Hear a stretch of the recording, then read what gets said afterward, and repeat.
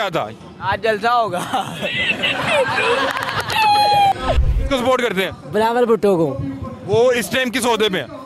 वो इस टाइम वजीर तलाक पे है।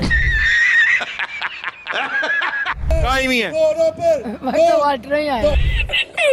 हाँ जी, तो आए कहाँ आई हुई है? किधर आई हुई है? जलसे दे किसका जलसा है? बेनजीर का। वोट देती हैं? हाँ जी, किसको वोट देती हैं? बेनजीर नो। बिलावल भुट्टो साहब को जानती हैं आप? नहीं, वो नहीं जानते। नहीं जानते आप? हाँ, बिलाल को जानते हैं। हाँ जी, जानते हैं बिलाल।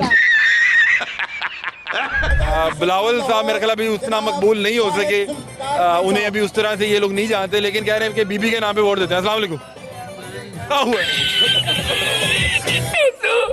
अस्सलाम वालेकुम। यार आप भाग क्यों रहे हैं? आप लोग भागते क्यों हैं यार? क्या हुआ था आज?